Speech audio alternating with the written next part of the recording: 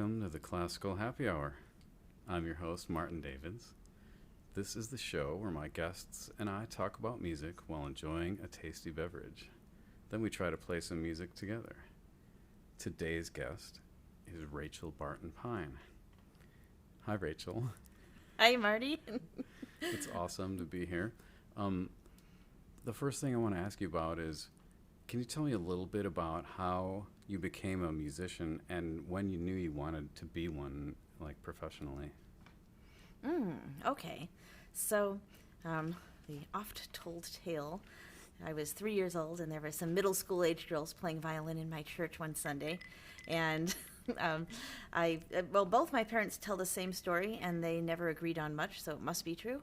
They say I stood up in the pew and I pointed and I said, I want to do that. But the girls were wearing these beautiful long dresses. And so my mom was suspicious about whether I was, had this ulterior motive of the wardrobe that went along with the violin. So she didn't take me seriously at first, but I kept nagging.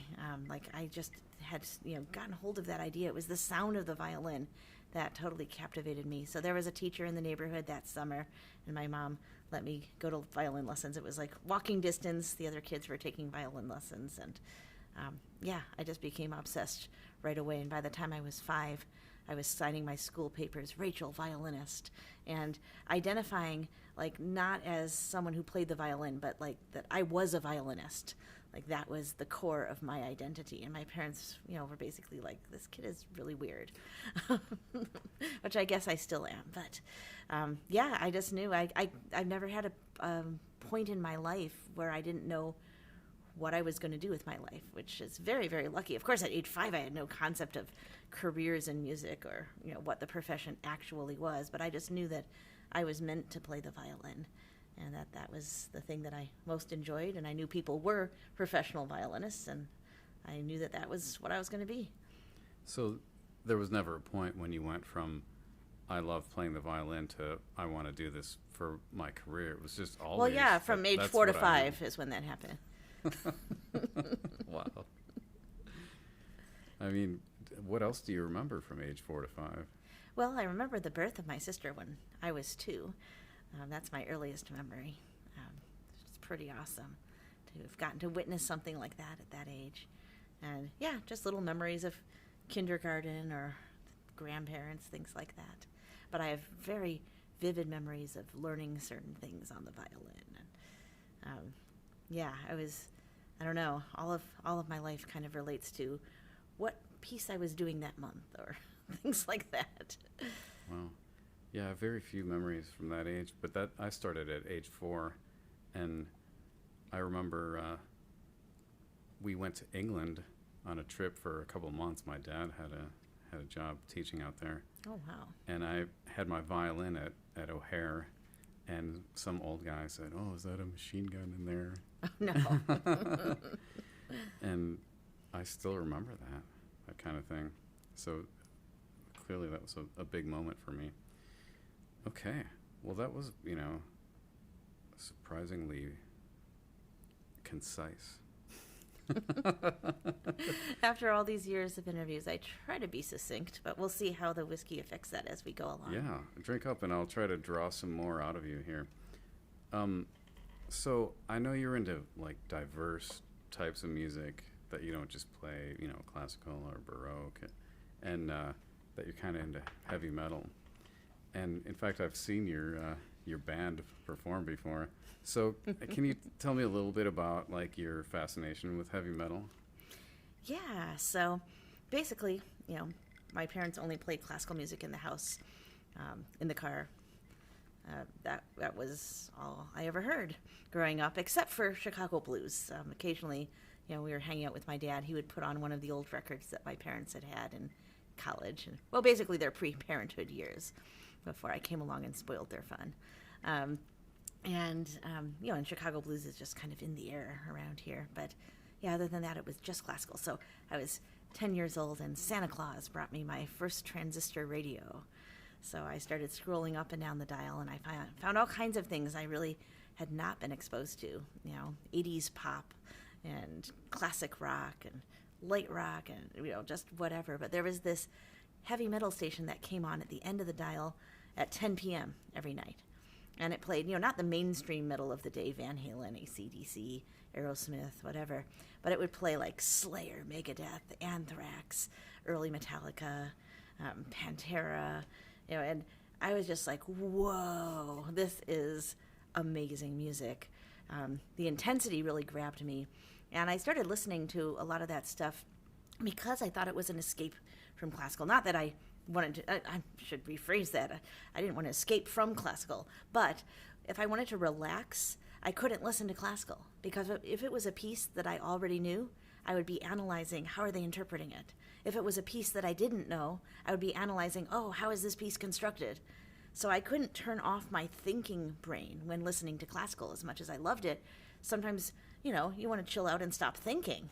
And now this is not to say that metal is brainless music by any stretch. I mean, certain subgenres. But, I could actually relax while I was listening to Anthrax or whatever, which sounds hilarious because that's like about the most brutal music you can imagine. But yet I was able to just be like, turn off my brain. And I thought that the reason I loved it is that it was so far removed from classical. And in terms of subtleties of tonal refinement and things like that, it's pretty far removed.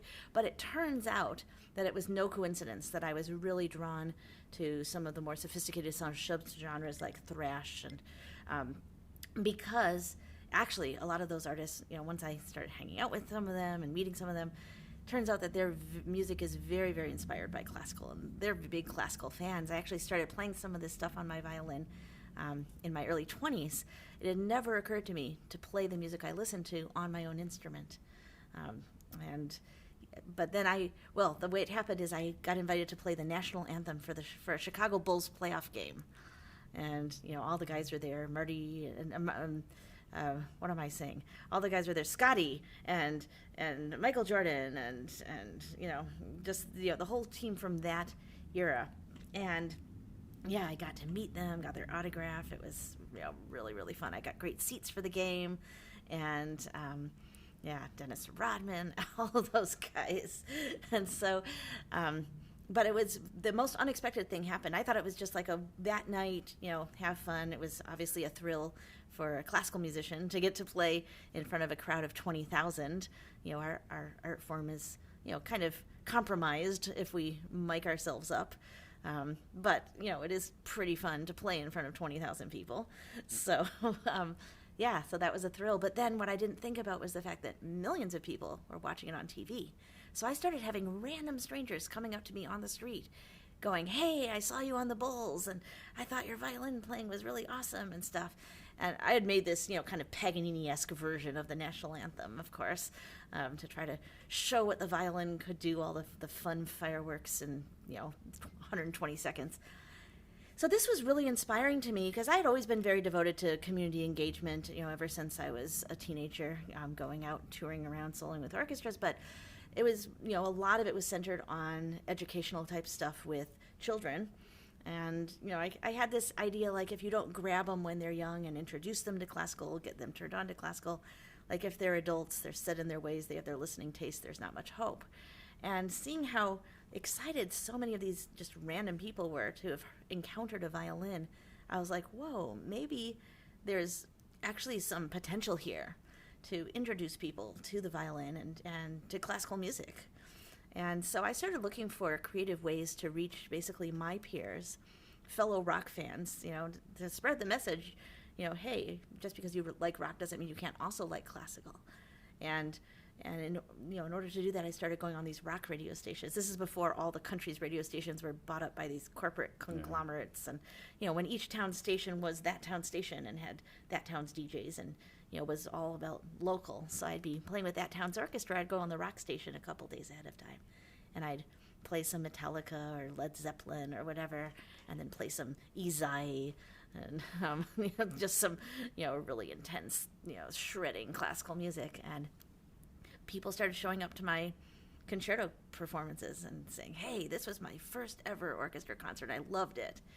And, that was just super inspiring to see that, it's a question of welcoming people and making them feel comfortable and saying, "Hey, you don't have to put on a tux. You can just wear your good jeans or something and, give it a try." And Yeah, and so that was really exciting, and but from musical perspective, so playing these songs on the violin, which I had never expected to do, I had to actually practice them, and in order to practice them, I had to kind of look at their construction and analyze them a bit and use that thinking side of my brain. And I quickly realized that they were very highly sophisticated compositions, rhythmically, harmonically, and that a lot of the figurations, licks and riffs, as usually one says in rock, but a lot of the passages and things were stolen right out of classical music or inspired by classical music. So unfortunately, that started to mean that now I actually listen to metal with the thinking side of my brain. What can you do? But somehow it's not so bad. And yeah, so that was what it was. And I never expected to play in a band because I didn't have any interest in trying to form a band from scratch, nor adding myself into an existing band. And without one of those two scenarios, I figured, well, I guess I'll never be in a band. It just didn't seem like something that concert violinists did. I mean, now the world is so much more open. You've got concert violinists who fiddle or play jazz or do this or that, but it was very, frowned upon. Even my Baroque violin playing, I had to be like somewhat in the closet when I was first starting out because, the managements correctly felt like if I was known to be good at playing Handel sonatas at A415, the industry might doubt my ability to knock off a good Tchaikovsky concerto. And, thankfully we've evolved quite a lot, since 25 years ago, which is a happy thing. But yeah, so I ended up being in the band that I was in for 10 years because I was actually, so the thing with going on the rock radio stations evolved eventually into creating string quartet arrangements that I would take to local, pubs or whatever and play. It was like basically a bait and switch, like come hear the music that you already know and love and then accidentally be forced to listen to some classical, but in a good way. So, I play like the whatever AC/DC medley, and then I play some Shostakovich, and they'd be like, "Whoa, this stuff is like even more intense than the rock music," which is true. And then that would be another good way to get them to come to the symphony show a couple nights hence. So I'd been doing that with, just like the principals of the orchestra I was soloing with that week, and I decided to expand that to orchestra concerts themselves. And I want to say I've never considered myself to be a crossover artist. I still don't. I don't have anything against those who are. If that's where their passion lies, they do it well, that's awesome. But that, for me, I'm all about classical music. But this is kind of like a bridge to classical, is the way that I looked at it from what I was offering.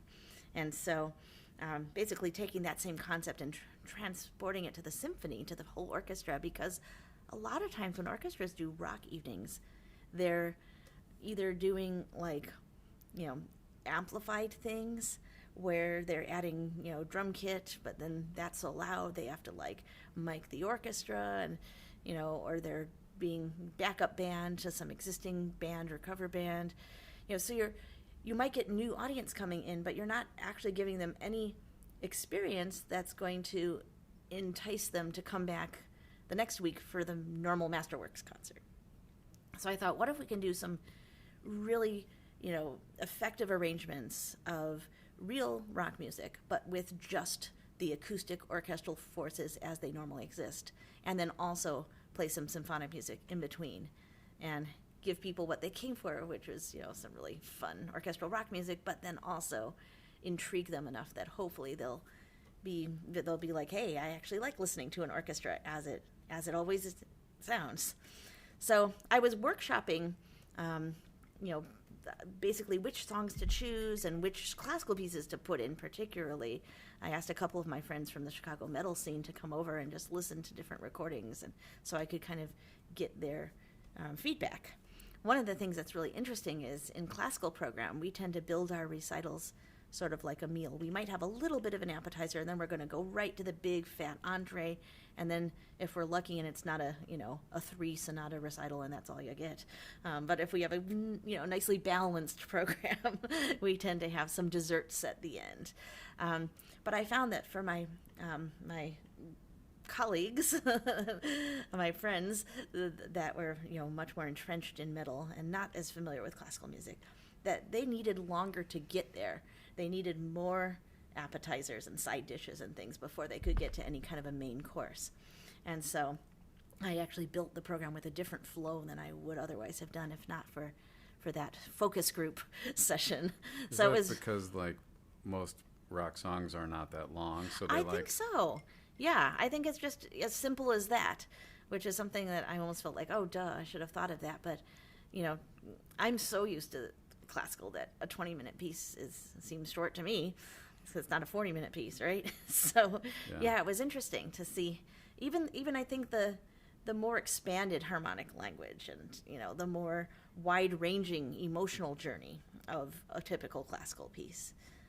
Not to say that there aren't, really, out there rock things, but, your typical thing doesn't go as far as, your typical metal song is not going to go as far as your typical classical song as a general rule, and I don't think anybody would argue with that. So, yeah, so it was really useful, but what ended up happening is, like, surprisingly, both of these guys who were, like, really important guys in the scene did not previously know each other, which was sort of a shock, because it's not, like, that huge a scene. So I unexpectedly was responsible for introducing them, and they really hit it off and decided to form a band, and they got this bass player who'd been in one of the most famous metal bands ever to come from Chicago called Trouble, and so it became something of a super group, and then, yeah, it felt like, okay, well, this isn't a question of, like, recruiting players and auditioning players and trying to find players. Like, here they are, but it's a newly formed group, and it's forming like basically because of me, and it just felt like this is the group I was meant to be in. And it was really a very educational experience in a number of unexpected ways. First of all, I guess I'm often called a composer because I write my own cadenzas, my own arrangements, encore pieces, etc. I'm never going to write a sonata or something like that. So I'm not a full-fledged composer like my daughter is. But I do some composing. And in classical, of course, one person writes the whole thing. But in a rock type of band, or many other genres for that matter, it's a collaborative process. You're a songwriting collective where one person writes a riff, another person is like, oh, I had this riff that I think would go with that riff, or, oh, that inspired me to think of this other thing, or whatever. And then you add layers, and then somebody else says, I think we should do this twice before the vocals come in, or why doesn't the bass take this and the guitar can, and so you're all molding this song together. And that was a fascinating process that I would never have had the opportunity to, forget the genre of music that it happened to be, just the idea of creating music like that. I mean, the closest equivalent is when I have done medieval music concerts, with Newberry Consort and that gang, and it's been like, okay, so what key are we even doing this in, and like which instrument should play over here, and who's going to sing, and how is this going to go? Because medieval music is just sort of whatever you get on the page is a jumping off point, and you have to create your own arrangement of absolutely everything you do, and often it is the group as a whole making those decisions.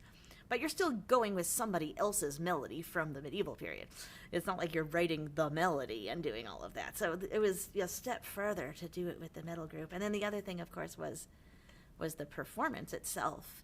I have such a vivid memory of the first time I was on stage and a mosh pit formed in front of me.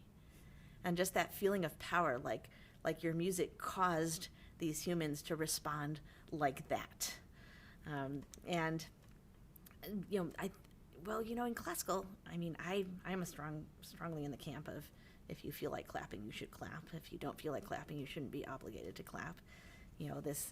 People say, oh, it's traditional to not clap till the last end of the last movement, but usually what we call tradition are recent failed innovations.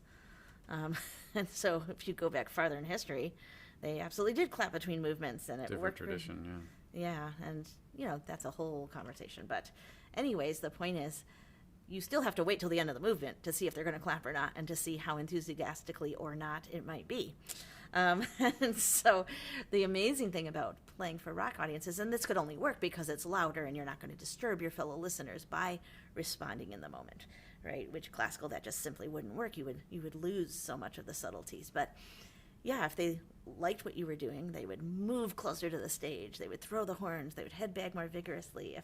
If they weren't that into it, they'd stand there with their arms folded in the back of the room. And so you got what I call real-time feedback about exactly how effective you were being on stage. Maybe the only other equivalent to this would be busking or something. Like, are you, not a setup to fail busking thing like, a commuter stop where, oh, you're going to criticize that person for not deciding to be late to work to watch you. That's not really fair. But, like a shopping district where people are out leisurely shopping and they can, pause and watch you or not, depending on how compelling you are. But, with a rock concert where they paid a ticket to get in the door, they want to enjoy themselves because, they don't want to feel that they wasted their time. But yet, if you aren't reaching them, you aren't reaching them. And so I really feel like I learned so much as a performer that can apply to all genres, or to anything I might be playing, acoustic, classical, whatever. By the fact that, like, if it was working, I could think about, okay, what am I doing that's right? Or if it wasn't working, it was, what can I do differently and turn this around. And so I feel like I became a better communicator from the stage, from my time with the rock band. And all of that, analysis aside, it was fun to be really, really, really loud. Well, in a way, rock is sort of the descendant of the orchestra. The orchestra was the loudest kind of musical experience you could have, at that time. And it still is pretty loud, especially some of these really large symphonies. Absolutely. And, if you're right in that sound, it's intense, and I mean, that's one reason people like them, that they're still around, right? Yeah, and what's hilarious is, the violin that I played with my metal band is a flying V 6-string instrument. So the E, A, D, G of the violin, C string of the viola, F string, getting into, another fifth worth of cello notes. I certainly have colleagues who, even have a 7th string on their electric violins. And then my other multiple string instrument, of course, is my beautiful viola d'amore, which is tuned in, thirds and fourths and things to a chord.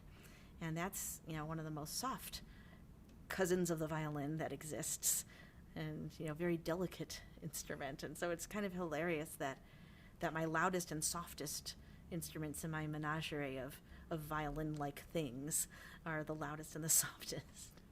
That's something else I wanted to talk to you about. So I know that you don't just play the violin, that you like to try out different instruments. Do you want to talk about what else you like to play? Well, I actually do consider myself to just play the violin, but I have an expanded definition of what that means.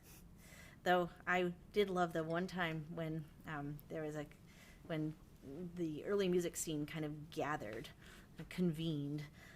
I put on my name tag, Rachel Barton Pine, bowed strings de braccio, because it was about the one and only time when everybody there would know what the heck I meant. Which means, of course, shoulder-held things played with a bow. And that is where I limit myself. So I will not be playing a viola da gamba or an arhu or, anything that's played parallel to the ground in, cello style, whether it's on the ground, on the lap, or anything like that. I will do arm-held, of course, but still has to be parallel to the ground. So I play, obviously, electric violin, normal violin, then, Baroque violin, Renaissance violin on the arm, the rebec, which is the medieval ancestor of the violin, the pochette, the little dancing master's fiddle from the Baroque era, the viola d'amore, which I have in both Baroque and contemporary setups for its 20th, 21st century repertoire and its 18th century repertoire. And of course, I use the modern one for 18th century repertoire with modern orchestras, just like with violin. Is that all of them? I think so that's all of them. So you've got a 6-string and a 7-string d'amore. Yeah, or which are 12 and 14. Yeah. Yep. So you don't play the piccolo cello? Well, the violoncello da spalla is sadly still lingering on my wish list. Other things keep coming up, like I just recently bought an actual separate Renaissance violin of my very own that is now mine. And then my daughter keeps needing instruments, and but I will have one. And not 30 years from now, hopefully no less than 10 years from now. but haven't gotten it yet.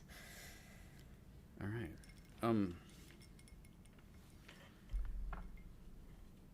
So let's just talk a little bit about what happened with the pandemic. Everybody was affected differently by it. We all had more time to do certain things or to not do things.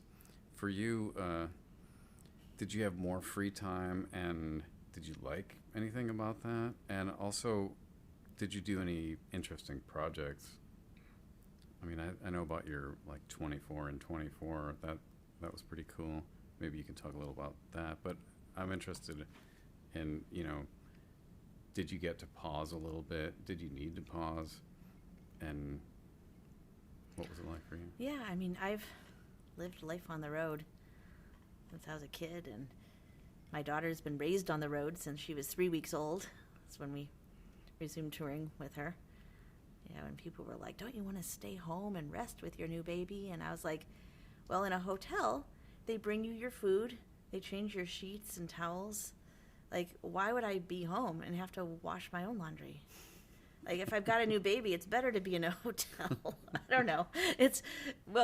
Basically, the main point is, like, if you take any given year, I'm gone more days than I'm home.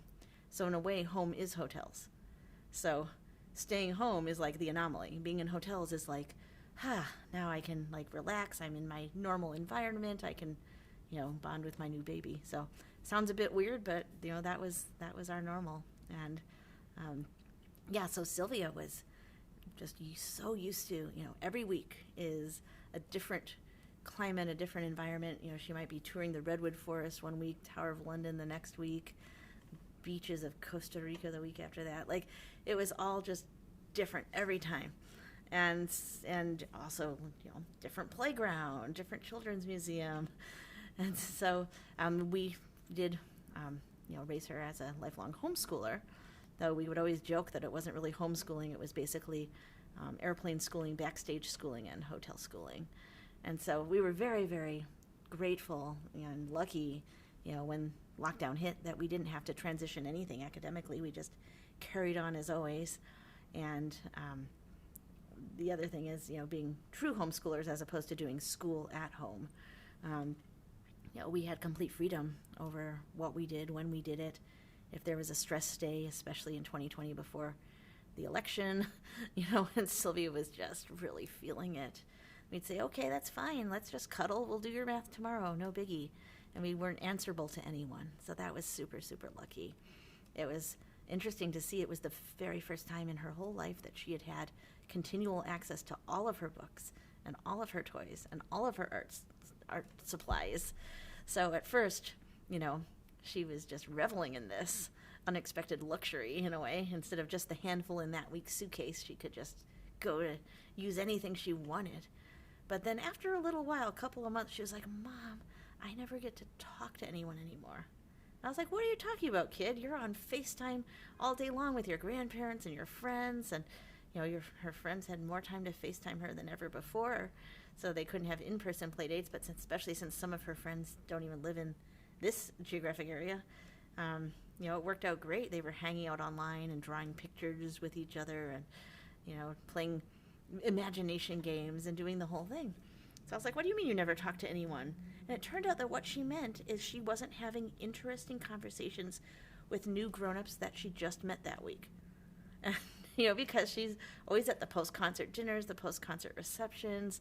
The wife of the president of the board would be telling her about, the best mountains to climb in this particular town, or about their pets, or just whatever. And I had to explain to her that, most kids don't talk to random interesting grown-ups every week, new ones. But that and here I was, as an introvert going, I enjoy talking to everyone who comes to my concerts and supports my concerts, of course, but it was also a bit of a luxury for me to actually have just a little bit of a respite from making conversation. And I was like, I get to just, kind of be in my head for a while and have a little bit of quiet. And Sylvia was like, I miss talking to all these interesting grown-ups. But what was fascinating as a parent was, since everything was online, we actually took advantage of educational opportunities that we would never, ever have been able to do otherwise. While it was super sad that in-person chamber music, in-person youth orchestra, all of those things were no longer happening, lessons had to be over Zoom, but she got to participate in the Tucson Symphony's Young Composers Project and have her first brass quintet premiered by their musicians, and talk to her fellow composers every week in their gathering sessions, look at each other's pieces. She got to participate in all of these amazing programs, from Seattle Historical Arts for Kids, dance classes, singing classes. She got to compose a medieval style piece on Rebec. She got to just, I don't even know what all. There was a calligraphy class. There was just all kinds of stuff. She started participating in a recorder thing out of Voices of Music in San Francisco, jazz improv from New York with this wonderful, wonderful teacher. So it really opened up a lot. And this thing that's online called Elt School, like anything you can think of, they have a class about it. So she took a class she wondered, what is Hanukkah? So we took a class in that. And she wanted to learn how to draw dragons better. We took a class in that, and she made friends that she's still in touch with. And so it was nice to see that there were lots of silver linings. I always try to focus on the positive, and certainly it was, terribly, terribly tragic, all the people dying and losing jobs and all the sad things. Certainly for us personally, we were able to, take advantage of some wonderful opportunities. Like everybody, I'm not saying anything maybe different or interesting to say that I missed, having the live audience that, just to give you the energy. I've always said that audiences are not observers; they are participators. That their energy that you sense imbues your performance and makes it something that you wouldn't sound that way alone in the room. And that's why recordings are like such a separate art form, because you can capture the ideal in your mind in a way that even the best performance never could on stage. But those spontaneous, unexpected ideas will never come to you in the studio like they will in the moment of performance. And that just extra energy, no matter how good your colleagues are, it's the people, in the audience that give you that. And so I missed that, but I also didn't want to stop sharing music with people. So the first thing we did is we started this weekly series called Family Fridays.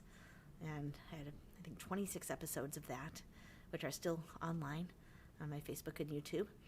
And actually on my tour dates page, now the past tour dates page are not just a list of things I once did. They actually have links to things that still live online. So if you have nothing better to binge watch, you can binge watch my concerts.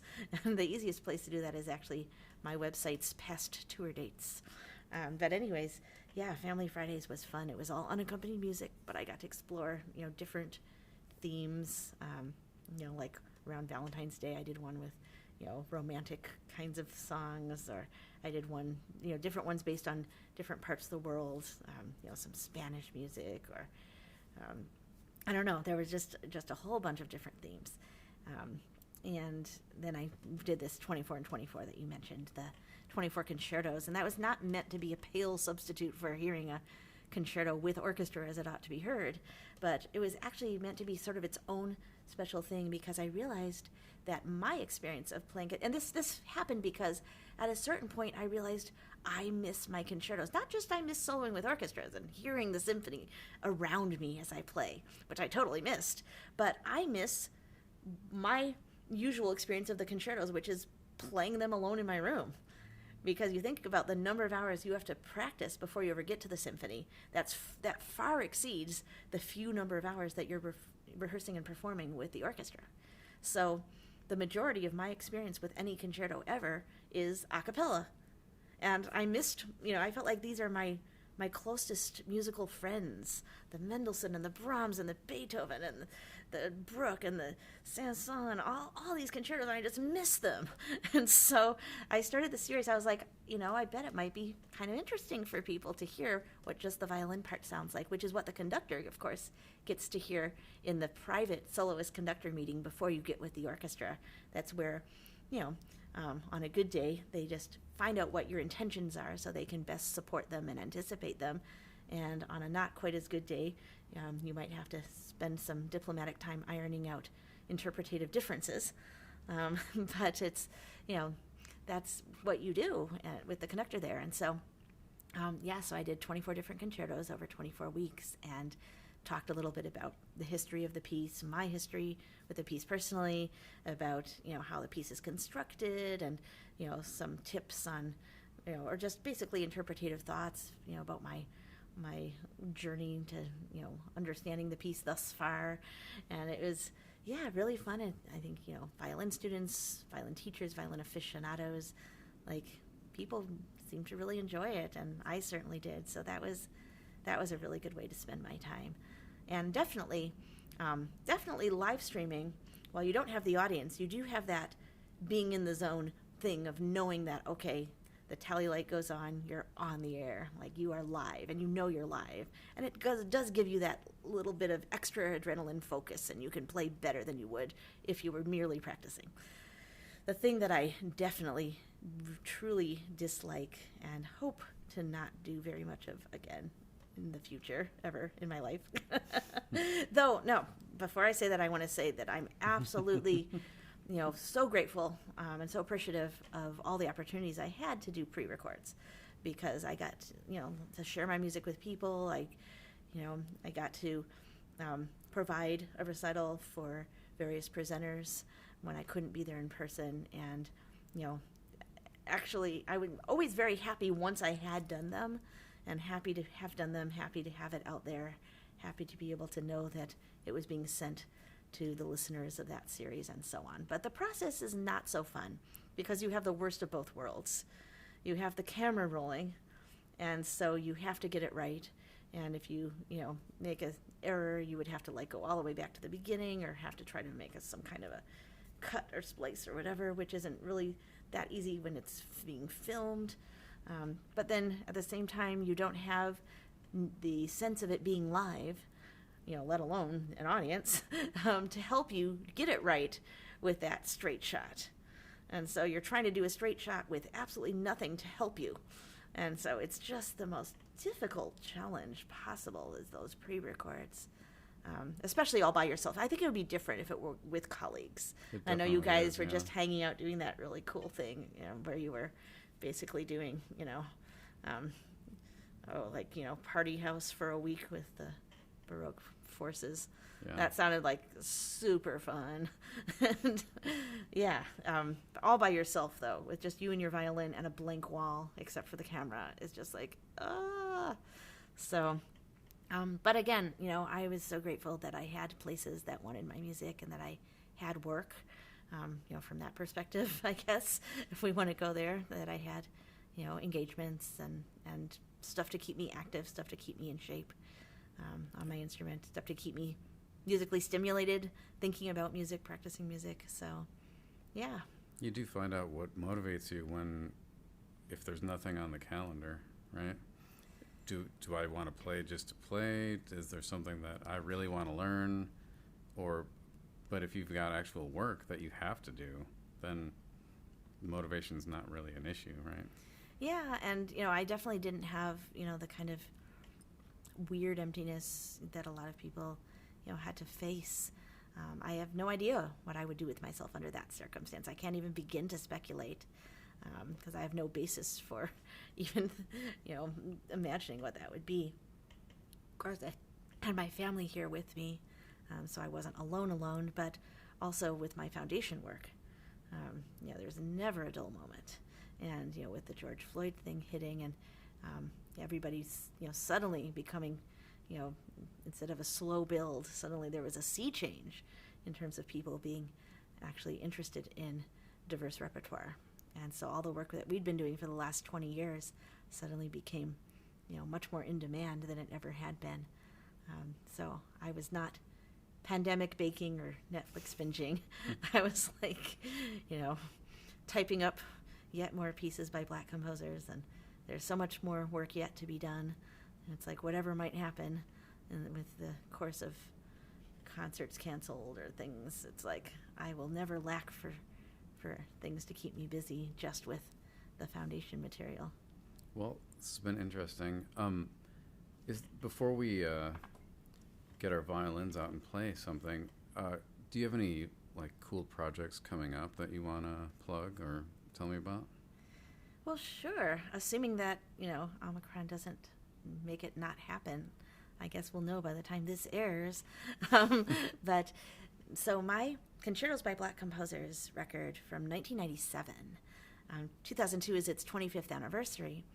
And there are 4 composers on that record. It turns out that one of them is white. This is like what happens in research. So for decades and decades, the leading black music researchers considered the Chevalier de Meaux de Montpas to be black because his name was always, written as Chevalier de Meaux de Montpas Le Noir. And, what else would you think, right? And there's no existing visual image of him that anybody knows of. He's a pretty obscure guy. Same era as the very well-known and very well-documented Chevalier de Saint-Georges, Joseph Bologna. We don't even know de Montpas' full name. His initials are JJO, and that's about as far as we know. But he was called Le Noir, and for years and years and years, he was considered to be one of the composers of African descent. Wrote a charming violin concerto in D major. And so that was on my record. Well, after the record was already released, etc., further research turned up the fact that he actually had ridden in a regiment of the French army that all rode black horses. Oh, no. So his Le Noir referred to his melanin, not to his melanin, but to his mount. And so, when it wasn't my fault, what could I do? But I felt like, oh no, what happened here? I mean, it's kind of hilarious, like these are the things that happen in, music research from the 18th century.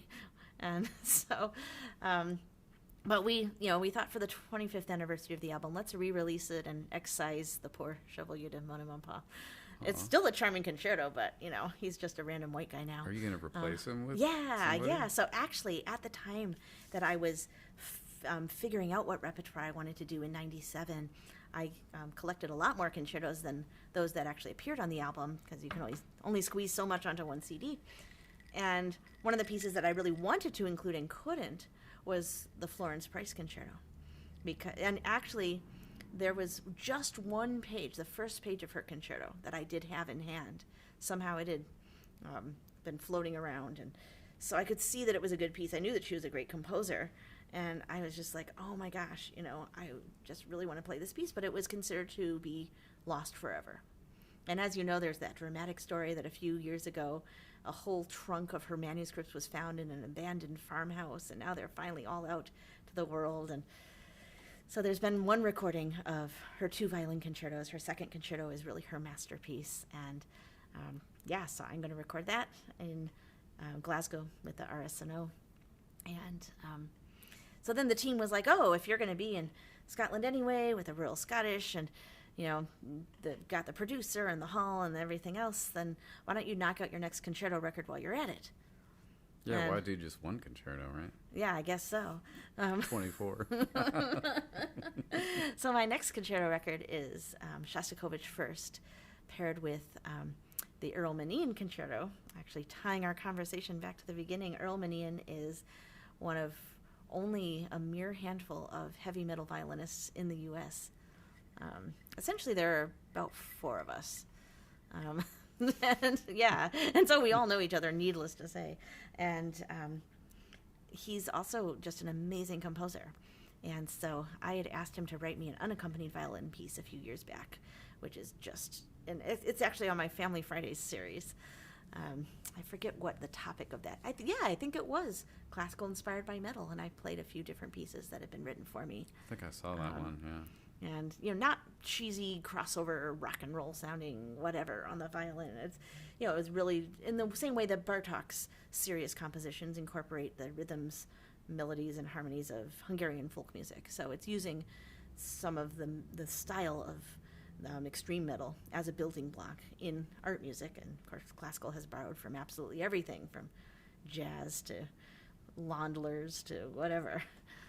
So anyway, the conductor of the Phoenix Symphony, Tito Munoz, had heard my performance in New York of this unaccompanied piece by Earl Manine, and then he liked it so much he commissioned Earl to write a whole violin concerto for the Phoenix Symphony and me, which ended up being really successful.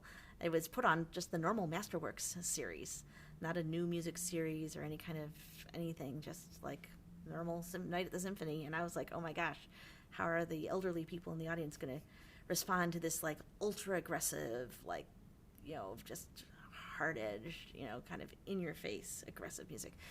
And they absolutely loved it. Like, you wouldn't know it was inspired by metal if you didn't know the metal that it was inspired by. It just sounds like some kind of classical piece with its particular language of Earl Manian's composing. And it's super effective. I've also played it in France and everything. So, yeah, the only thing I could think of to possibly pair with it is Shostakovich 1, because that, of course, is the most metal of the unintentional metal moments in violin concertos. As Shostakovich 1 is the most headbanging. Sounds and like a great really album. Dark. And yeah, so but it's so I was supposed to have like some actual time off in December, because of course touring resumed in September. I went from being home continuously to being on the road continuously, but with fall exploded, right? Yeah, but with the added kind of stress of, is the orchestra going to be masked or vaccinated? Is the audience going to be masked or vaccinated? And it's not the full experience again yet. I miss doing all of the community engagement, the school visits and the donor luncheons and the radio stations and the post-concert meet and greets, and all of that stuff is, always meant so much to me, to be able to talk to people about music. And, so that's not quite back, but it's been interesting to have to just navigate, and then going to some of the southern states where the people behind the desk at the hotel aren't wearing a mask. It's just like, what? So, yeah, it's been interesting, but so glad to be back at it. And I thought I'd have a bit of a recharge in December. And then some streaming opportunities came up, and this concerto record is going to be recorded right after the New Year.